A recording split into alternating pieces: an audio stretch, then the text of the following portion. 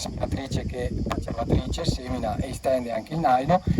Questa prova dinamica è stata organizzata per dare un filo logico a tutta la giornata. Nell'ottica della sostenibilità, e quindi abbiamo fatto vedere l'utilizzo di biostimolanti con pacciamatura, nell'ottica della sostenibilità stanno anche queste macchine, soprattutto la prima, dove sostanzialmente con un unico passaggio si crea semina diretta e stesura.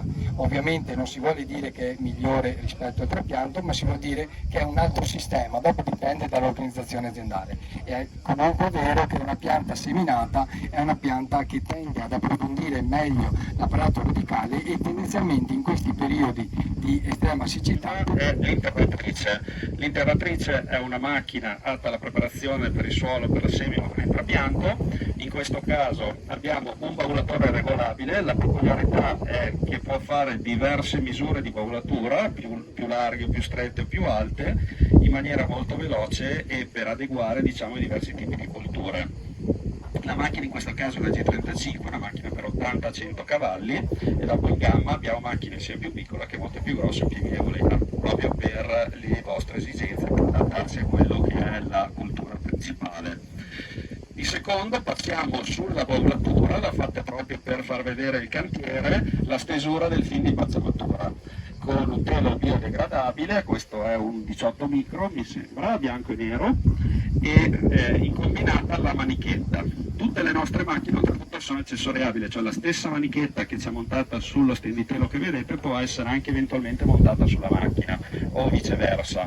Come lo stenditelo potrebbe essere, vedete gli agganci sul baulatore che ci sono dei fori liberi con delle asole, potrebbe essere montato lo stendifilm in combinata sulla macchina.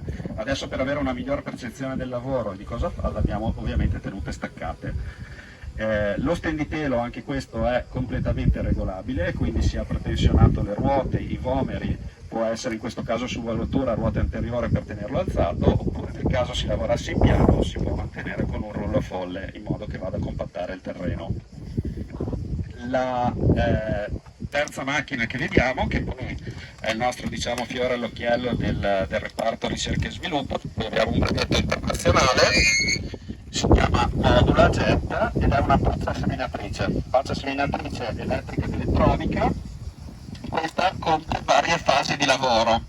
Allora, principalmente all'inizio rulla, stende il terreno e in questo caso abbiamo montato due elementi pneumatici, va a fare la semina e la deposizione del seme nel terreno. Lo stendifilm integrato va a stendere il film di pacciamatura e successivamente dei coltelli elettronici vanno a sincronizzare la calata del seme con il taglio. La macchina, appunto, essendo totalmente elettronica, va a gestire i passi di semina sulla fila direttamente da display, quindi io posso andare a modificare da un passo molto breve, anche 3-4 cm, arrivare oltre al metro, per cultura come la zucca o il melone o quello che si vuole fare, e la stessa cosa si può andare a variare anche da computer. C'è un tablet molto semplice da far funzionare, anche la lunghezza del taglio. In questo caso abbiamo un taglio con un utensile a caldo che va a fondere il telo e a fare un taglio molto netto. La macchina oltretutto è dotata di un microgranulatore e anche in questo caso gestisce la manichetta.